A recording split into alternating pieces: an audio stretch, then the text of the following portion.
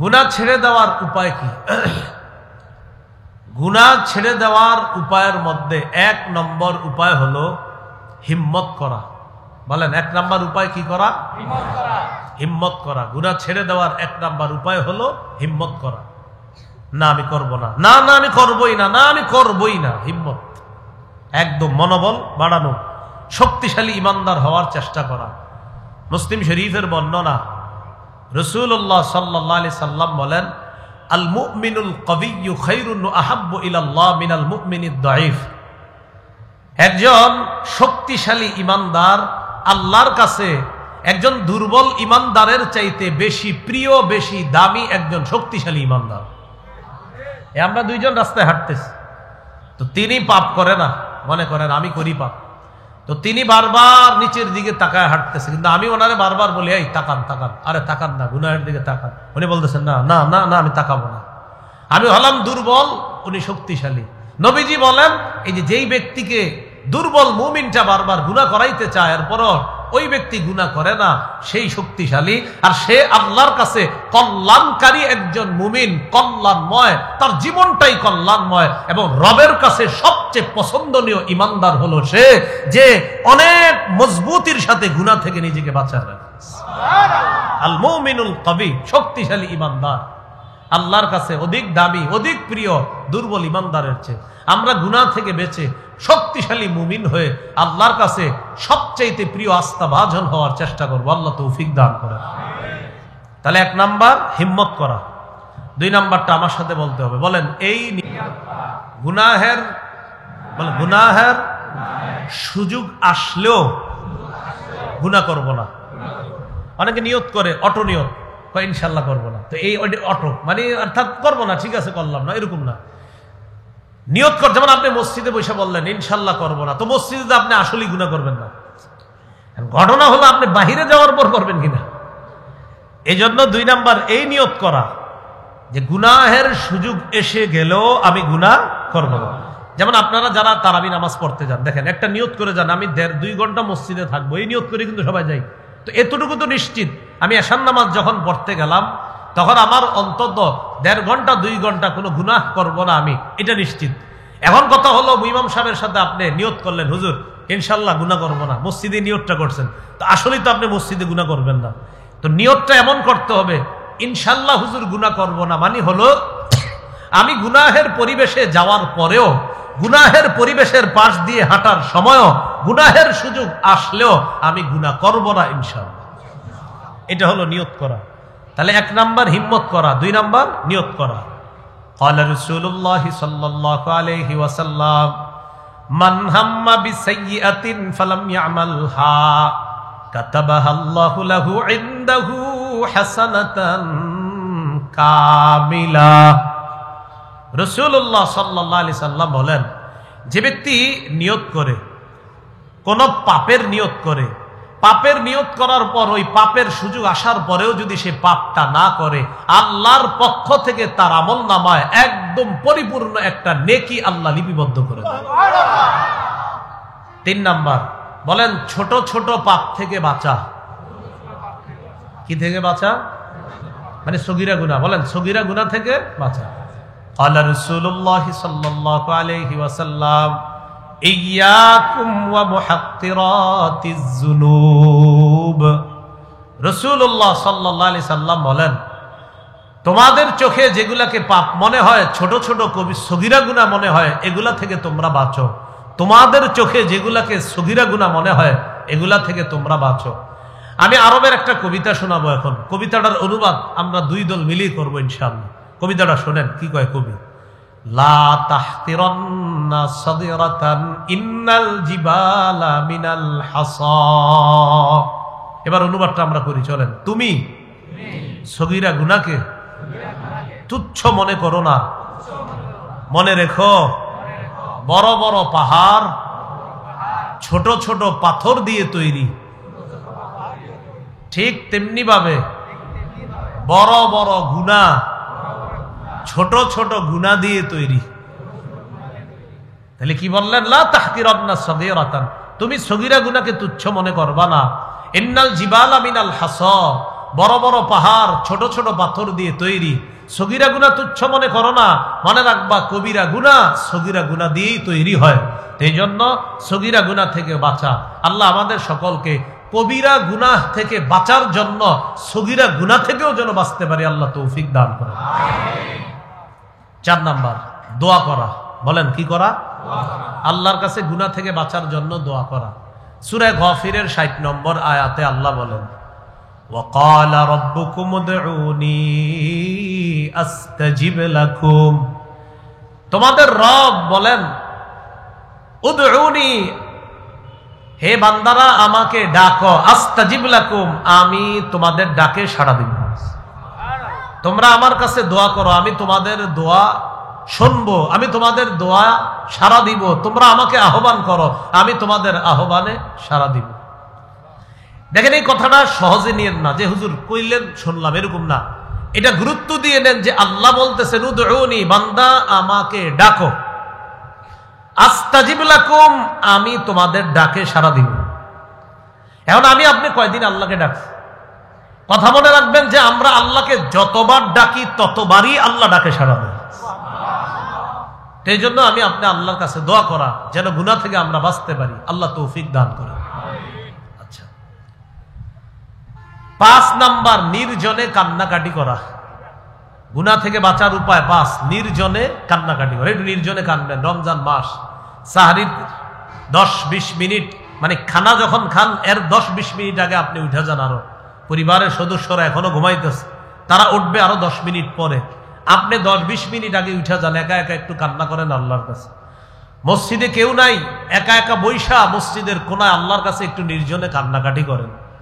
এই এলাকায় কানতে যদি আপনার শরম হয়, অটোতে উইঠা 2-3 মাইল দূরে গিয়ে কোথাও কান্নাকাটি করে চলে আসেন, কারণ আপনি আপনার এলাকায় কানতে আপনার লজ্জা লাগে। তো যান যে এলাকায় আপনারা কেউ চিনে না, সেখানে গিয়ে একটু কান্নাকাটি করে চলে আসেন। তিরমিজির বর্ণনা 2311 নম্বর হাদিস, রাসূলুল্লাহ সাল্লাল্লাহু আলাইহি সাল্লাম বলেন, লা ইয়ালিজিন নার রাজুলুন বাকা মিন খাশিয়াতিল্লাহ হাত্তা ইয়াউদাল লাবানু ফিদ্দার। গরুর উলান থেকে দুধ বের হওয়ার পর এই দুধ উলানে যাওয়া যেমন অসম্ভব, আল্লাহর ভয়ে কেউ যদি চোখের পানি ফালায়, ইবনে মাজাহ আসছে, চোখের পানির ফোঁটা যদি মাছির যে মাথাটা এতটুকু পরিমাণও যদি চোখের কোনায় শুধু উকি মারে, শুধু উকি মারে, দুধ উলানে ফিরে যাওয়া যেমন অসম্ভব, তার জাহান্নামে যাওয়াও অসম্ভব। এই জন্য 5 নাম্বার, একটু কান্নাকাটি করেন আল্লাহর কাছে, নির্জনে কান্নাকাটি করেন। রমজান মাসটা আজকের আগে যা হওয়ার হয়ে গেছে, বাস আজকের আগে যা হওয়ার হয়ে গেছে। আল্লাহ অনেক ভুল করছে, আল্লাহর হস্তে বাকি রোজাগুলা আপনি হিম্মত করেন, মনোবল বাড়ান। প্রথম 3টা খালি খুব মনোত্ব সহকারে মনে রাখবেন যে আজকে থেকে আমি নতুন পাপের কাছে যাব না। 2 নাম্বার, নতুন পাপের কাছে তো যাবই না।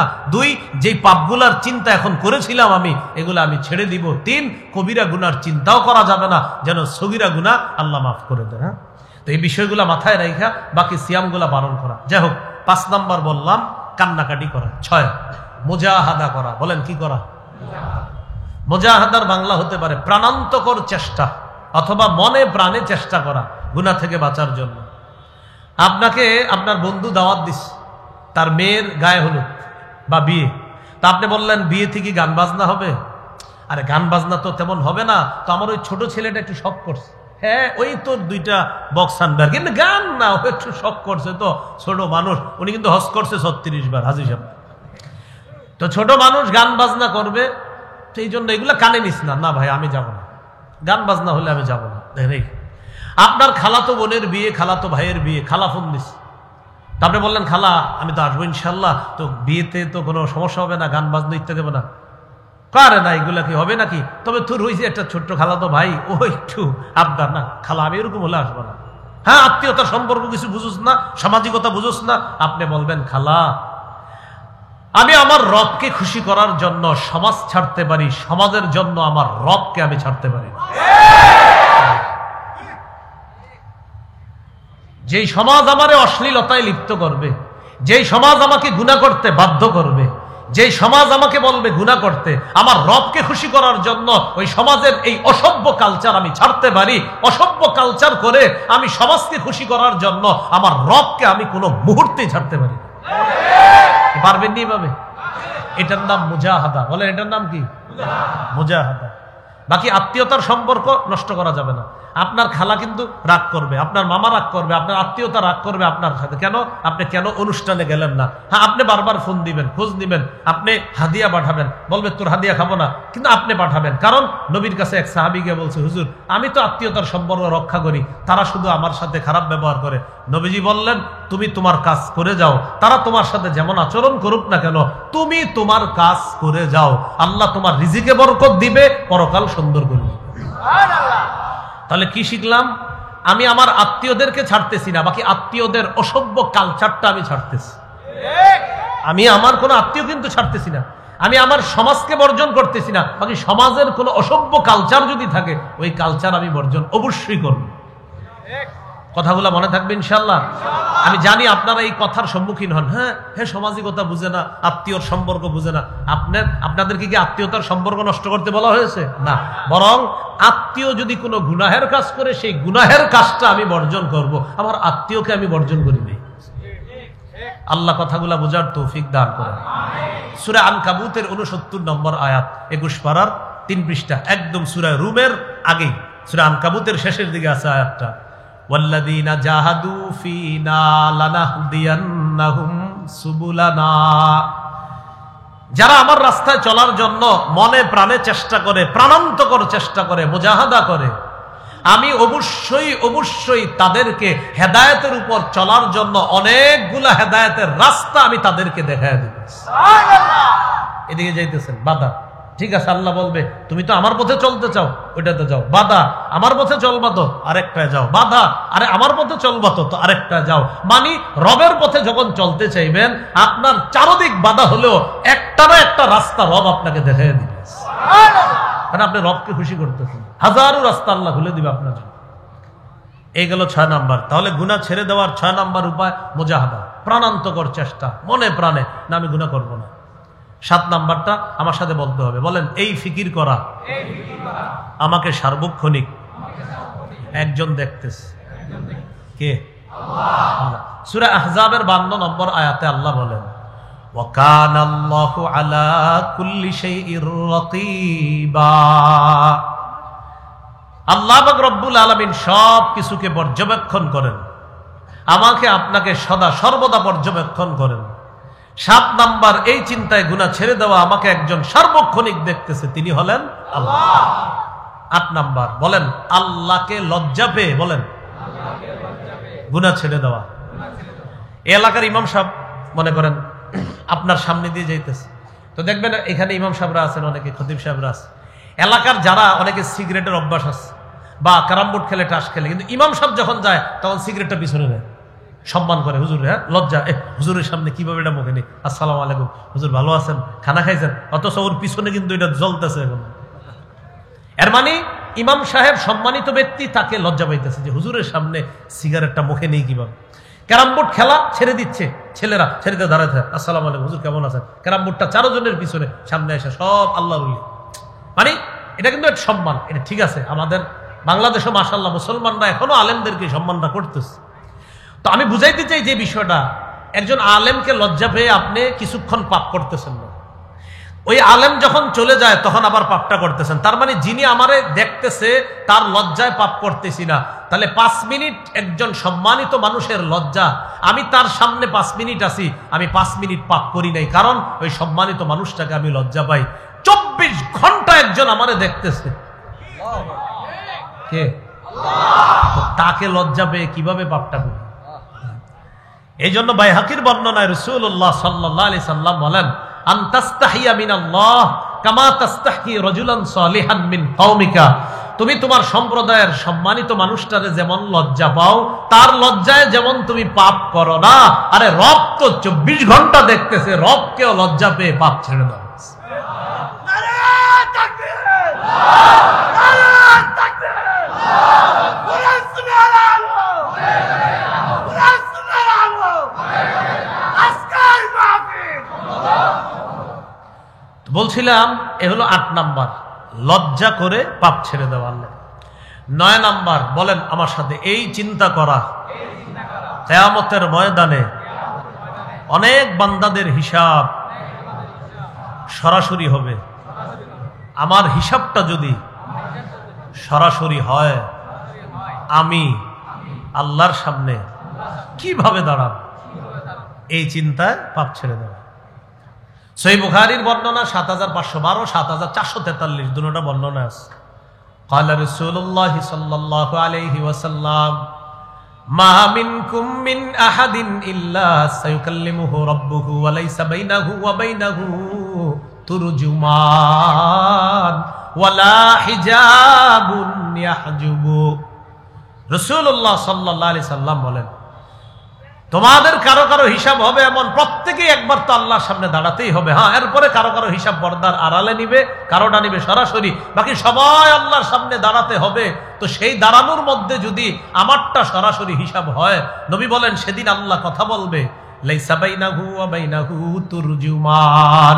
আল্লাহর মাঝে আর বান্দার মাঝে কোনো দুভাষী থাকবে না, আল্লাহর মাঝে আর বান্দার মাঝে কোনো দুভাষী থাকবে না। ওয়ালা হিজাবুন ইয়াহজুবু, কোনো পর্দা থাকবে না। তো একটু চিন্তা করবেন, দুভাষী থাকবে না, পর্দা থাকবে না। আর আমি যদি পাপী হই, আমার এই পাপ রবের সামনে আমি কিভাবে প্রকাশ করব? সেদিন কিভাবে আমার রবের সামনে জবাব দিব? মানুষ না আমারে আশেপাশে থেকে দেখে ফেলবে, আমার কি লজ্জাটাই না হবে। এই চিন্তায় পাপ ছেড়ে দেওয়া। তাহলে 9 নাম্বার, আল্লাহর কাছে কিভাবে দাঁড়াবো, আমার পাপের কথা আল্লাহ যদি জিজ্ঞাসা করে বসে, আমি কি জবাব দিব, এই কথা চিন্তা করে গুনাহ ছেড়ে দেওয়া। 10 নাম্বার, বলেন আল্লাহর সঙ্গ অনুভব করা।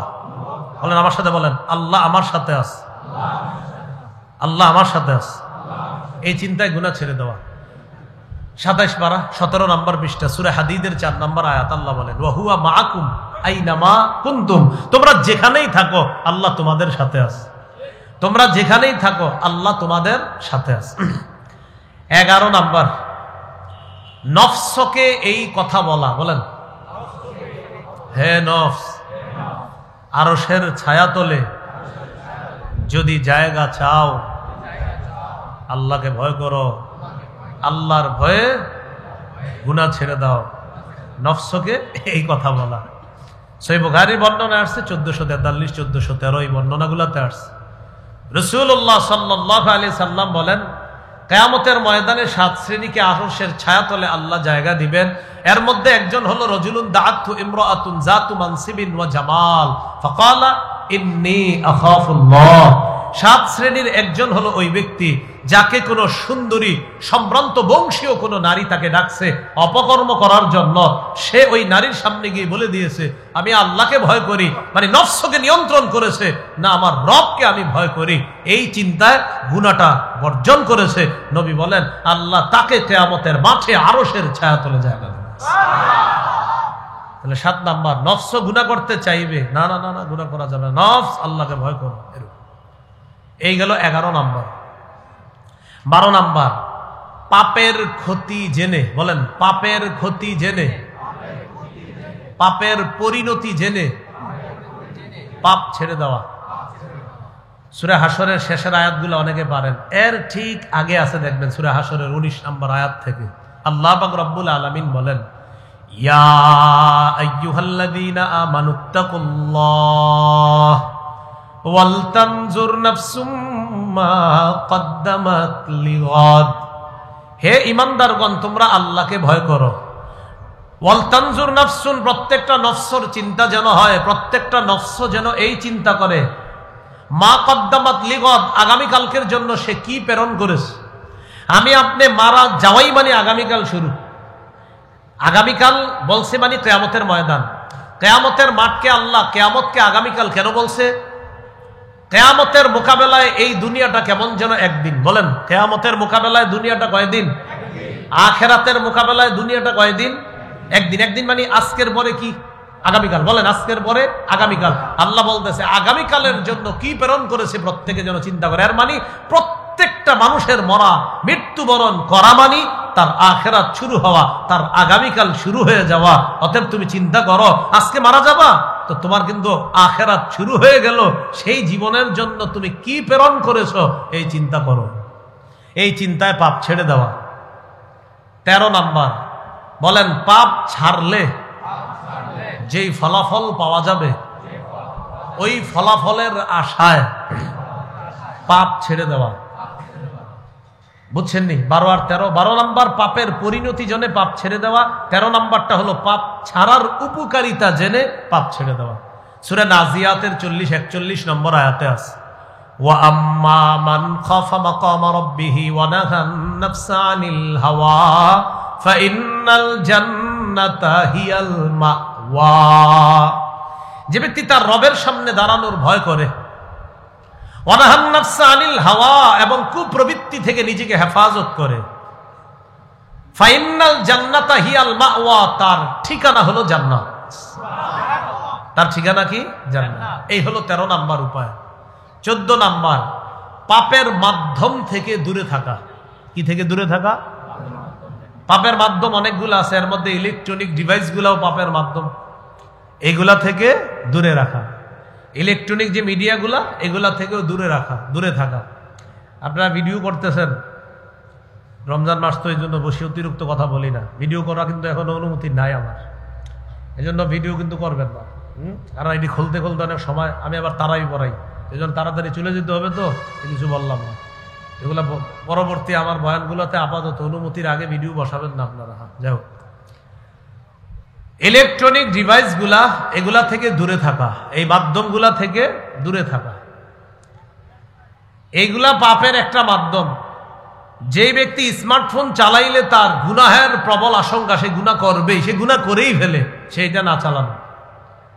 যে স্মার্টফোন চালাইলে মানে উনি গুনাহ করেই, তো এটা তার কিভাবে সে চালাবে? এটা আপনি মানে গুনাহ নিয়ে পকেটে ঘুরতেছেন, তো এটা তো হবে না। গুনাহ না হইলে আপনি এটা চালাতে পারেন, কিন্তু যদি গুনাহ করেন তা আপনি এটা কিভাবে চালাতে পারবেন? এই হলো 14টা উপায় বললাম। আল্লাহ আমাদের সকলকে এই পাপের যে বাঁচার কারণগুলা বললাম এগুলা আমরা অবলম্বন করে আমরা যেন পাপ থেকে বাঁচতে পারি, আল্লাহ তৌফিক দান করেন। আমি 14টা আবার বলতেছি, বলার পর আরেকটা গুরুত্বপূর্ণ বিষয় বলবো, যে বিষয়ের পাপগুলা আমাদের রমজান কেন্দ্র করে কিছু অসাধু মানুষ চালাইতেছে পাপগুলা। পাপ থেকে বাঁচার উপায়: 1 নাম্বার হিম্মত করা, 2 নাম্বার এই নিয়ত করা পাপের সুযোগ আসলেও পাপ করব না, 3 নাম্বার ছোট ছোট পাপ থেকে বাঁচা, 4 নাম্বার আল্লাহর কাছে দোয়া করা, 5 নাম্বার নির্জনে কান্নাকাটি করা, 6 নাম্বার মুজাহাদা করা, 7 নাম্বার এই ফিকির করা আল্লাহ আমারে দেখতেছে, 8 নাম্বার আল্লাহকে লজ্জা পেয়ে পাপ ছেড়ে দেওয়া, 9 নাম্বার রবের সামনে পাপ নিয়ে কিয়ামতের মাঠে কিভাবে দাঁড়াবো এই চিন্তায় পাপ ছাড়া, 10 নাম্বার রব আমার সাথে আছে এই চিন্তা করে পাপ ছেড়ে দেওয়া, 11 নাম্বার নফসকে এই কথা বলা, নফস আল্লাহকে ভয় করো এই চিন্তায় পাপ ছেড়ে দেওয়া, যেন আরশের ছায়াতলে জায়গা পাওয়া যায়, 12 নাম্বার পাপ করার পরিণতি জেনে পাপ ছেড়ে দেওয়া, 13 নাম্বার পাপ ছাড়ার উপকারিতা জেনে পাপ ছেড়ে দেওয়া। এটা আবার একটু সুন্দরভাবে বলছি আমি।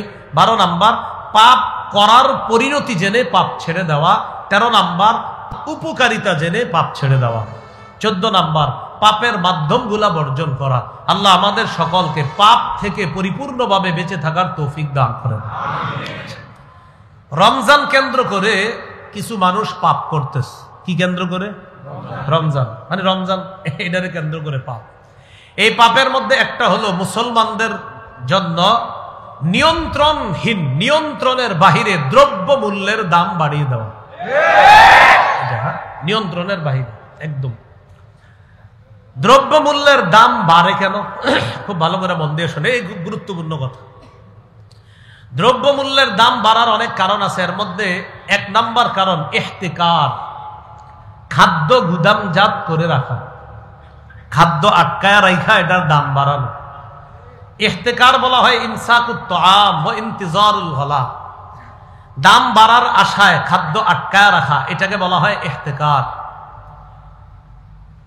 মুসলিমের বর্ণনা 1605 নম্বর হাদিস, রাসূলুল্লাহ সাল্লাল্লাহু আলাইহি সাল্লাম বলেন, লা ইয়াহতাকিরু ইল্লা খাতিউন, পাপী ছাড়া কেউ খাদ্য গুদামজাত করে রাখে না, খাদ্য মজুদদারি করে রাখে না। কে ছাড়া? পাপী।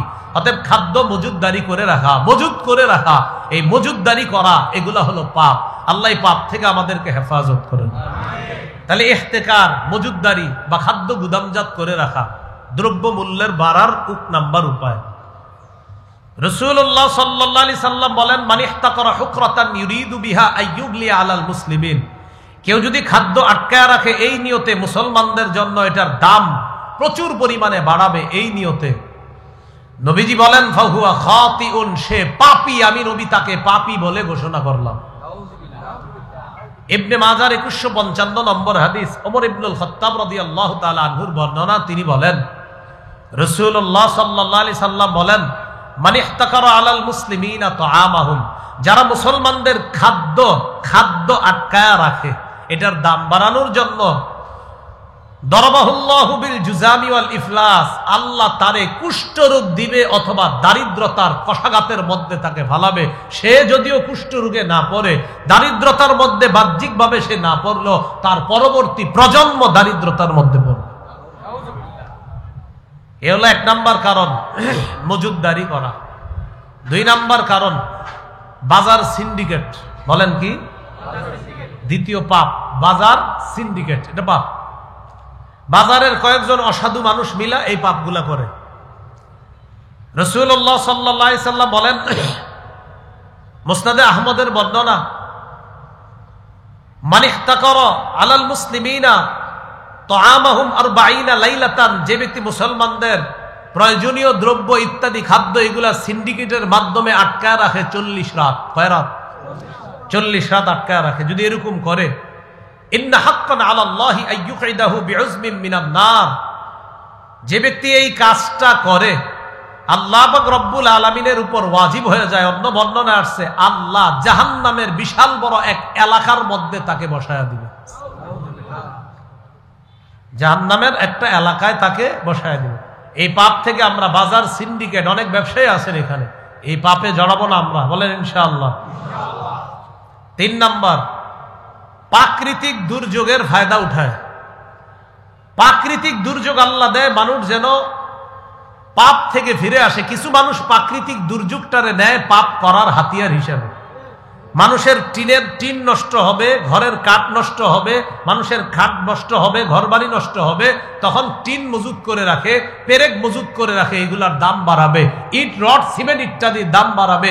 এই নিয়তে প্রাকৃতিক দুর্যোগের সময় আর বিক্রি করে না, আটকা রাখে। কিছুদিন পরে ধর্ম মানুষরে এরা বিপদে পড়বে। রব দিলেন বিপদ কেন? মানুষ পাপ থেকে ফিরে আসে। একজন অসাধু মানুষ তারা আরো বড় পাপের নিয়ত করে। সূরা আলিফ লাম মিম আস-সাজদার 21 নম্বর আয়াতে আল্লাহ বলেন, ওয়ালা নুযীকান্নাহুম মিনাল আযাবিল আদনা দুনাল আযাবিল আকবার লাআল্লাহুম ইয়ারজিউন, আমি বড় আযাব ভোগ করানোর আগে, বড় আযাব কোনটা? আখিরাতের আযাব। বড় আযাবের আগে তাদেরকে ছোট আযাব ভোগ করাই, যেন তারা পাপ থেকে ফিরে আসে। এরা আরো পাপ করে। আল্লাহ বড় আযাবের আগে ছোট আযাব ভোগ করায় যেন পাপ থেকে ফিরে আসে। এরা আরো পাপ করার চিন্তা করে। আল্লাহ আমাদের সকলকে এই জাতীয় মানসিকতা থেকে হেফাজত করেন। 4 নাম্বার, বলেন কালোবাজারি। কালোবাজারির এক সরাসরি কথা, বাস জুলুম। বলেন কালোবাজারির অপর নাম কি? বলেন কালোবাজারির অপর নাম জুলুম। একদম জুলুম। এটা আপনি বুঝবেন না। এটা যে কেমনে হয় কালোবাজারি, আমি মনে করি উনি, কিন্তু না, ওনার পিছনে আরেকজন আছে। আমি মনে করি উনি, কিন্তু না, আরেকজন আছে। এইভাবে কালোবাজারি চলে, এটা বুঝবেন না আপনি। আজীব। সূরা নিসার 29 নম্বর আয়াত, হাফিজি কোরআন মাজিদ অনুযায়ী 5 পারা 2য় পৃষ্ঠার একদম শুরুতে আছে, ইয়া আইয়ুহাল্লাযীনা আমানু লা তাকুলু আমওয়ালাকুম বাইনাকুম বিল বাতিল ইল্লা আন তাকুনা তিজারাতান আন তারাদিম মিনকুম। হে ইমানদারগণ, তোমরা নিজেদের সম্পদ অন্যায়ভাবে ভক্ষণ করো না, তবে ব্যবসায়ী পদ্ধতিতে সন্তুষ্টি চিত্তে যদি তোমরা সম্পদ ভাগাভাগি করো এটা ঠিক আছে, তো অন্যায় ভাগে ভাগাভাগি করবা না, অন্যায় ভাবে এগুলা করবা না। তো কালোবাজারির অপর নাম জুলুম। বলেন কালোবাজারির অপর নাম জুলুম। কি এটা পাপ নি? এই পাপ থেকে আল্লাহ আমাদেরকে হেফাজত করেন। 5 নাম্বার, বলেন মধ্য সত্য ভোগ। আচ্ছা, মানে হলো আমি ওনার কাছে একটা পণ্য পাঠাবো, ওনার কাছে এই পণ্য পৌঁছার আগে আরো 50 জন মাঝখানে কাহিনী করে, মধ্যস্থতা। মাঝখানে আরো মধ্যস্থতা হয় কয়জন? 50 জন। ওই 50 জন আমি আপনার কাছে 5 টাকায় পাঠাইছিলাম, এরা আপনার পর্যন্ত পৌঁছাইছে 500 টাকায়। ওই মাঝখানের যারা, এরা বাড়াইতে বাড়াইতে তার পর্যন্ত পৌঁছাইছে। এই মধ্য সত্য ভোগ, এটা ইসলাম নিষেধ করছে। সহিহ বুখারীর 2166 নম্বর হাদিস, রাসূলুল্লাহ সাল্লাল্লাহু আলাইহি সাল্লামের সাহাবারা বলেন, কুন্না নাতালাক্কার রুকবান, আমরা ব্যবসায়ী দলের সাথে সাক্ষাৎ করতাম, আগে আগে রাস্তায় সাক্ষাৎ করতাম, সাক্ষাৎ করে পণ্য কিনে নিয়ে বাজারে নিয়ে আবার আমরা এটারে মানে বেশি দামে সাপ্লাই, তো এইভাবে আমরা সাক্ষাৎ করে করে পণ্যের দাম বাড়াইতাম। ফানাহানান নবী সাল্লাল্লাহু আলাইহি সাল্লাম আন নাবিআ, নবী আমাদেরকে নিষেধ করছেন এইভাবে মাঝখান থেকে পণ্য কিনতে। হাত্তা ইউবলাগা বিহি সুকুত তাআম, খাদ্যের বাজারে খাদ্য পৌঁছার আগ পর্যন্ত মধ্যস্থতা অবলম্বন করতে নবী আমগরে নিষেধ করছে। তা আমগো বর্তমান যুগে কি মধ্যস্থতা একজন হয় না অনেকজন? আপনি জানবেনও না কয়জন। এটা নিষেধ। 6 নাম্বারটা হলো চাঁদাবাজি। বলেন কি বাজি? এই চাঁদাবাজি কি পাপ নেই? ব্যবসায়ীদেরকে আর কত দোষ দিবেন? ব্যবসায়ীদেরও ঠিক আছে, এদের যে দোষ নাই তা না, আবার এরাও চাঁদাবাজিদের কাছে আটকা। চাঁদাবাজরা বলে রাখে 500 টাকা রোজ দিতে হবে, তো ব্যবসায়ী ওর মাথায় 500 টাকা রাইখা এই 500 আগে ও কামাবে কিভাবে, তখন আমার আপনার পকেট থেকে ওর ওই 500 নিবে, তো এই 500 আমার আপনার পকেট থেকে নেওয়ার জন্য ওই দাম বাড়ায় দিবে জিনিসের, কারণ ওই 500 কোত্থেকে দিবে? চাঁদাবাজের কাছে সে জিম্মি থাকে, ওই 500 কিভাবে সে আদায় করবে, চাঁদাবাজকে খুশি করার জন্য আমার আপনার পকেটের টাকা সে নেবে। এই চাঁদাবাজির কারণে পণ্যের দাম বাড়ে, এটা নিষেধ। রাসূলুল্লাহ সাল্লাল্লাহু আলাইহি সাল্লাম বলেছেন, মান দাখালা ফি শাইইন মিন আসআরিল মুসলিমিন, এইভাবে যারা হস্তক্ষেপ করে মুসলমানদের সম্পদে, এটা একটা হস্তক্ষেপ, যে তুমি কোত্থেকে দিবা আমারে 500 টাকা আমি জানি না, তো দিতে হবে দৈনিক 500। তো এই 500 টাকার হস্তক্ষেপ কি শুধু ব্যবসায়ীর উপর পড়ে, না আমরা যারা গ্রাহক আমাদের উপরও পড়ে? এটা নিষেধ, রাসূল না করছেন। 7 নাম্বার, বলেন আমার সাথে, চাহিদার ফায়দা উঠানো। বলেন তো রমজান মাসে কয়টা জিনিসের চাহিদা বেশি আছে? এগুলার তো বিশেষ করে খেজুর, তরমুজ, গরমকালে তরমুজ, গরমকালে রোজায় শশা। কিসের মজার বিষয় কি জানেন? আমার মনে হয় ব্যবসায়ীরা এই হাদিসগুলা পড়ে বা কারো কাছ থেকে শোনে, কেমনে এই 3টা জিনিসের দাম বেশি বাড়ায়, এরা গবেষণা করে, আমি নিশ্চিত। বা হুজুরদেরকে জিজ্ঞাসা করে, হুজুর রমজান মাসে নবীজি বেশি খাইতো কি, অথবা গরমকালে নবীজি কোন জিনিসটা বেশি খাইতো একটু বলেন তো। তৈরি হয়তো শোনার পরে, ও আচ্ছা, রমজানে নবী যেটা বেশি খাইছে, তার মানে মুসলমানও সেটা বেশি খাবে, বাস বাড়াও। আমাদের নবীজি খেজুর দিয়ে ইফতার করতেন, আবার সাহারি খাইতেন খেজুর দিয়ে। তো মুসলমানরা রমজানে গুরুত্বপূর্ণ 2টা খাদ্য কখন খায়? সাহারি আর ইফতার। তো এই 2 খাদ্য মানে খাবারের সময় নবী কয়টা খাদ্য খাইতেন বেশি? একটা, সেটা হলো খেজুর। নবীজি সাহারিতেও খেজুর খাইতেন, ইফতারিতেও খেজুর খাইতেন। তাই নাকি? হ্যাঁ, বাড়াও। আল্লাহ আমাদেরকে হেফাজত করো। এবার দেখেন, আবু দাউদ শরীফের কিছু বর্ণনা শুনেন। 3831 নম্বর হাদিস, এই হাদিসের মধ্যে আসছে, বাইতুল্লাহ তামারা ফীহি জিয়াউন আহলুহু, আম্মা জান আয়েশা সিদ্দিকার বর্ণনা, যেই ঘরে খেজুর নাই এই ঘরের সদস্যরা অভুক্ত। যেই ঘরে খেজুর নাই এই ঘরের সদস্যরা অভুক্ত, ক্ষুধার্ত। তার মানে খেজুর মুসলমানদের ঘরে থাকা, এটা একটা মুসলমানদের চাহিদা। ও তাই নাকি? খেজুর মুসলমানদের চাহিদা? হ্যাঁ, চাহিদার ফায়দা উঠাও, দাম বাড়াও। আবু দাউদ শরীফের বর্ণনা 3831 নম্বর হাদিস শোনাইলাম, আম্মা জান আয়েশা সিদ্দিকা থেকে বর্ণনা। তিনি বলেন, বাইতুল্লাহ তামারা ফীহি জিয়াউন আহলুহু, যেই ঘরে খেজুর নাই ওই ঘরের সদস্যরা অভুক্ত। সহিহ বুখারীর বর্ণনা 5442 নম্বর হাদিস, আম্মা জান আয়েশা সিদ্দিকা বলেন, তুওফিয়া রাসূলুল্লাহ সাল্লাল্লাহু আলাইহি সাল্লাম ওয়াকাদ শাবি'না মিনাল আসওয়াদাইন আত-তামরি ওয়াল মা, নবী ইন্তেকাল করছে, তখনও পর্যন্ত আমরা 2টা কালো জিনিস দিয়ে পরিতৃপ্ত হইতাম, একটা হলো পানি আর একটা খেজুর। তাহলে খেজুর পরিতৃপ্তিদায়ক একটা খাদ্য, তৃপ্তিদায়ক। খেজুর ক্ষুধা নিবারক খাদ্য, তাই এই জন্য এটা হলো একটা চাহিদা মুসলমানদের। তো চাহিদার ফায়দা উঠায়া পণ্যের দাম বাড়ানো, এটা পাপ। বলেন এটা কি পাপ? তাহলে এই পাপগুলো আমরা করব না, বলেন ইনশাআল্লাহ। তিরমিজির বর্ণনা 696 নম্বর হাদিস, আনাস ইবনে মালিক রাদিয়াল্লাহু তাআলা আনহু বর্ণনা, তিনি বলেন, কানান নবী সাল্লাল্লাহু আলাইহি সাল্লাম ইফতিরু ক্বাবলা আন ইউসাল্লিয়া আলা রুতবা, নবীজি মাগরিবের আগে তাজা খেজুর দিয়ে ইফতার করতেন। ফাইল্লাম তাকুন লাহু রুতবাত, যদি তাজা খেজুর না থাকতো ফাতুমাইরাত, তাহলে শুকনা খেজুর দিয়ে ইফতার করতেন। ফাইল্লাম তাকুন তুমাইরাত, যদি শুকনা খেজুর না থাকতো ফাহাসা হাসওয়াতিম মিম্মা, নবী পানি দিয়ে ইফতার করতেন। তাহলে দেখেন, তাজা না পাইলে নবী শুকনা খেজুর দিয়ে ইফতার করতেন। তাহলে মুসলমানরা নবীর মুহাব্বতে ইফতারিতে কোন জিনিসটা রাখে? বাস, এটা চাহিদা, বাড়াও দাম। আবু দাউদের বর্ণনা 2345 নম্বর হাদিস, রাসূলুল্লাহ সাল্লাল্লাহু আলাইহি সাল্লামের সাহাবী আবু হুরায়রার বর্ণনা, তিনি বলেন, নি'মাস সাহুরুল মুমিন আত-তামরু, সাহরিতে খেজুর খাওয়া কতই না নিয়ামতে পরিপূর্ণ খাদ্য। এখন এই হাদিস আমি যেদিন পড়ছি, ওলামা হযরতরা আছেন, সবাইকে বলছি, ওই দিন থেকে আমি আল্লাহর রহমতে আমল ছাড়ি না। তার মানে আমার একটা চাহিদা, আমি সাহরিতে খেজুর খাবই। ও আচ্ছা, সাহরিতে আপনি খেজুর খান? হ্যাঁ, তো ঠিক আছে, নেন। তাহলে এটা চাহিদা। আল্লাহ আমাদেরকে বুঝার তৌফিক দান করেন। এখন আসেন, রমজান মাস যদি গরমকালে হয়, শশার একটা চাহিদা আছে। কিসের? শশা। মজার বিষয় কি জানেন? নবীজি খেজুরের সাথে শশা খাইতেন, এটা হাদিসে আছে। খেজুর গরম, শশা ঠান্ডা। আবু দাউদের 3835 নম্বর হাদিসে আছে, আব্দুল্লাহ ইবনে জাফরের বর্ণনা, কানা রাসূলুল্লাহ সাল্লাল্লাহু আলাইহি সাল্লাম ইয়াকুলুল কিসসা বির রুতব, নবী সাল্লাল্লাহু আলাইহি সাল্লাম ইয়াকুলুল কিসসা, কিসসা মানে শশা, নবী শশা খাইতেন বির রুতবি, খেজুর দিয়ে। কেন? শশা হলো ঠান্ডা, খেজুর হলো গরম। আর আমার নবী তো পৃথিবীর শ্রেষ্ঠ ডাক্তার ছিলেন। রাসূল সাল্লাল্লাহু আলাইহি সাল্লাম গরম আর ঠান্ডার কি আজীব এক কারিশমা আমাদেরকে দেখায় দিয়েছেন। আর একটা হাদিস শুনেন, এখন কি কিসের দাম বেশি? তরমুজ। নবী তরমুজও খাইতেন খেজুরের সাথে। আমি বললাম না এগুলা মনে হয় শোনে, নাইলে এই জিনিসের দাম বাড়ায় কেন? চাহিদার দাম।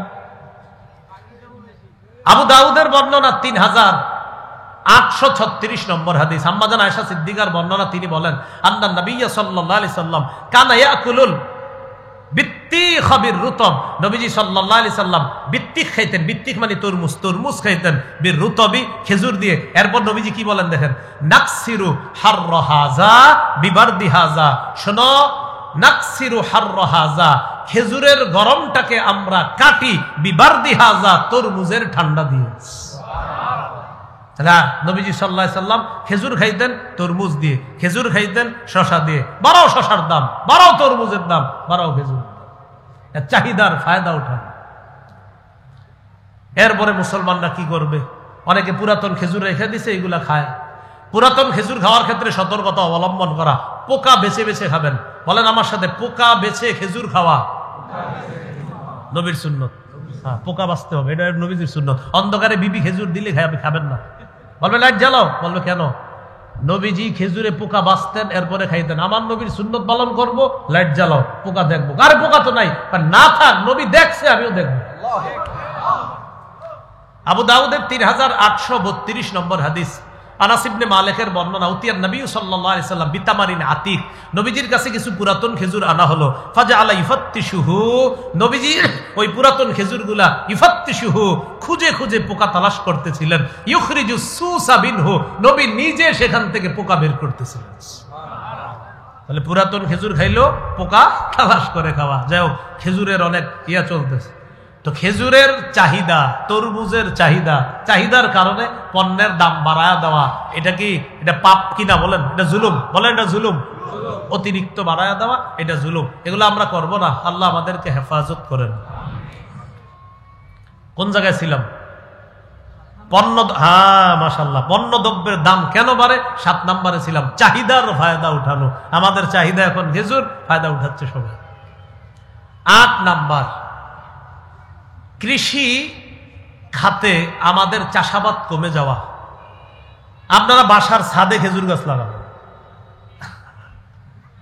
ঢাকা শহর যারা আছেন, মাশাআল্লাহ, এখন বাসার ছাদে মালটা হইতেছে। খেজুর হয়েছে কিনা আমি জানি না এখনো, তো মালটা ছাদে হয়েছে এটা জানি। বাংলাদেশে ঢাকা খেজুরও হয়, তো হুজুর বলতেছে খেজুর হয়, তার মানে হয়। তো আপনারা গাছ লাগান, খেজুর গাছ লাগান। মুসলিম শরীফের বর্ণনা আসছে, রাসূল সাল্লাল্লাহু আলাইহি ওয়াসাল্লাম বলেন, মান কানাত লাহু আরদুন ফালইয়াজরাহা, যার জমিন আছে সেজন্য এটা চাষাবাদ করে। আও লিয়ামনাহা, নিজে না করলে অন্যের জন্য দেয় চাষাবাদ করার জন্য। জমিন যার আছে সেজন্য চাষাবাদ করে। তুমি নিজে যদি না করো, অন্যরে দাও, সেও যেন চাষাবাদ করে।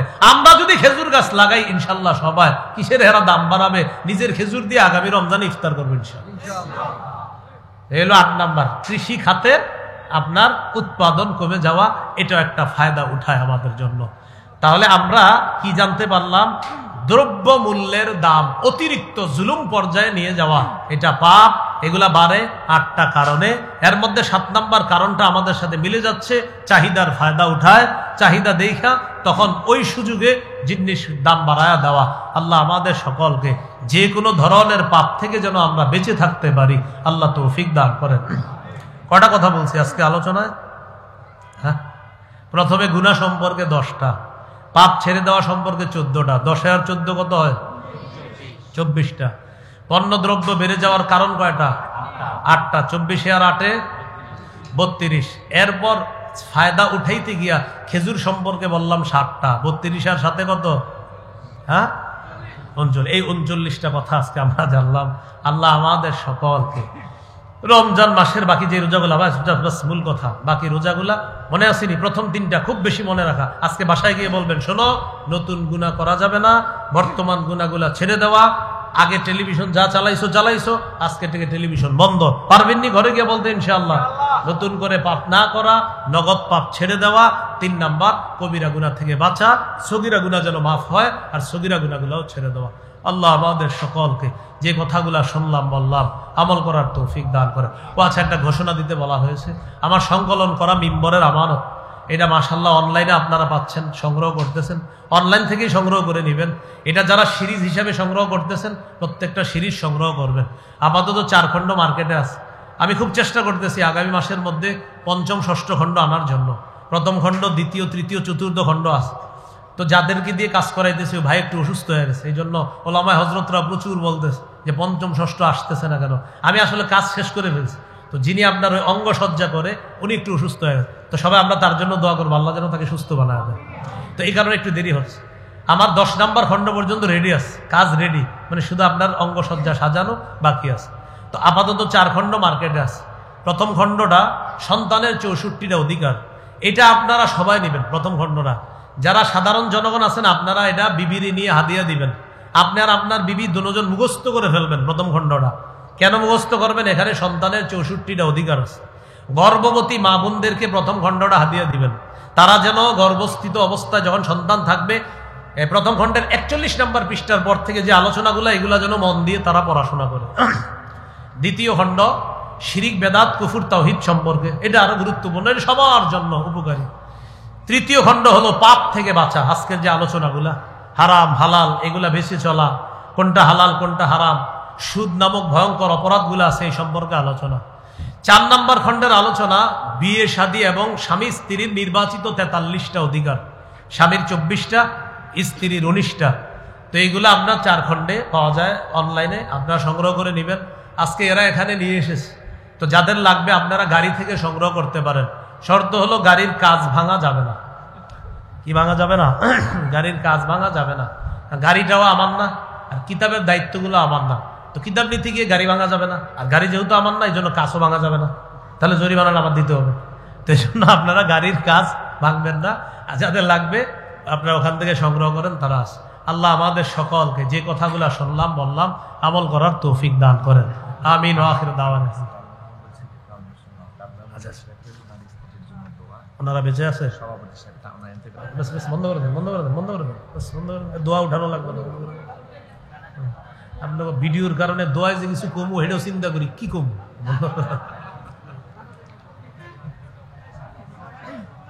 আলহামদুলিল্লাহ রাব্বিল আলামিন, আল আকিবাতু লিল মুত্তাকিন, ওয়াস সালাতু ওয়াস সালামু আলা সাইয়্যিদিল আমবিয়া ওয়াল মুরসালিন ওয়া আলা আলিহি ওয়া সাহবিহি।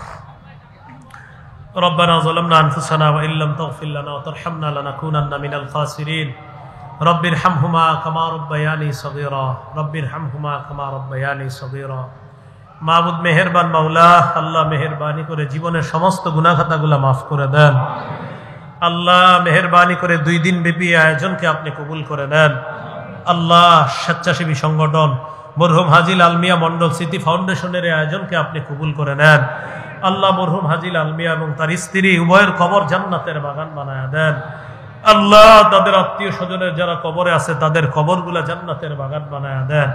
আল্লাহ রমজান মাস, আল্লাহ আমরা তো অনেক গুনাহ করি, অনেক পাপ করে ফেলি আল্লাহ, এরপরে আবার আপনার কাছে ফিরে আসি আল্লাহ, মেহেরবানি করে জীবনের সমস্ত গুনাহ খাতাগুলো মাফ করে দেন। আল্লাহ, আপনি ছাড়া আমরা কোথায় যাব? আল্লাহ, আপনি ছাড়া কোথায় যাওয়ার জায়গা নাই আমাদের। আল্লাহ, মেহেরবানি করে জীবনের সমস্ত গুনাহ খাতাগুলো মাফ করে দেন। আল্লাহ, মেহেরবানি করে এই মাহফিলের আয়োজক বৃন্দ সকলকে আপনি কবুল করে নেন। এলাকার উলামায়ে কেরাম সকলকে আপনি কবুল করে নেন।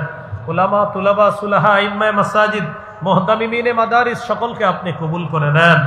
আল্লাহ, মাহফিলের সভাপতি সাহেব সহ এই মাহফিলের সাথে যারা জড়িত আছে সকলকে আপনি কবুল করে নেন। এলাকাকে আপনি কবুল করে নেন। মা বোনদেরকে পর্দানিশীন বানায়া দেন। আল্লাহ, যারা অসুস্থ সুস্থ বানায়া দেন। যারা ঋণী ঋণ পরিশোধের ব্যবস্থা করে দেন। যারা অভাবী অভাব দূর করে দেন। আল্লাহ, আমি নিজে 2 দিন যাবত একটু অসুস্থতার মধ্যে আছি। আল্লাহ, মেহেরবানি করে শেফায়ে কামেল আজেলা নসিব ফরমান। আল্লাহ, আমাদেরকে আপনি মাফ করে দেন। আল্লাহ, আমাদেরকে মাফ করে দেন। আল্লাহ, রমজান মাস পেয়েছি। আল্লাহ, দেখতে দেখতে রমজান চলে যাচ্ছে। আল্লাহ,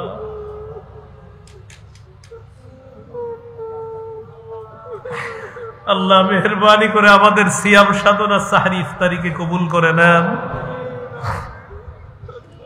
সকল ধরনের বিপদ আপদ থেকে আমাদেরকে, আমাদের দেশের মানুষকে আপনি হেফাজত করেন। আমাদের দেশের উপর রহমত বরকত নাজিল করেন। আল্লাহ, আমাদের দেশের উপর রহমত বরকত নাজিল করেন। সমস্ত প্রকার আযাব গজব থেকে আমাদের দেশের মানুষকে আপনি হেফাজত করেন। এলাকার মাদারিস মাসাজিদগুলো আপনি কবুল করে নেন। আল্লাহ, এখন ঢাকার উদ্দেশ্যে রওনা করব। আবার সহি সালেমে নিরাপদে আপন গন্তব্যে আপনি পৌঁছায়া দিয়েন। আল্লাহ, আমরা যারা যার যার গন্তব্যে রওনা করব সকলকে নিরাপদে আপন গন্তব্যে পৌঁছায়া দিয়েন। আল্লাহ, আপনার কাছে আমার বিশেষ একটা আবদার, আজকে এই রমজান মাসে যে মানুষগুলার সামনে বসলাম, আল্লাহ যারা আমার সামনে বসছে, আল্লাহ সবার সাথে আবার জান্নাতে দেখা করায়া দিয়েন। আল্লাহ, এই আরজিটা আপনি কবুল করে নেন। আল্লাহ, এই আরজিটা আপনি কবুল করে নেন। সবার সাথে আবার জান্নাতে দেখা করায়া দিয়েন।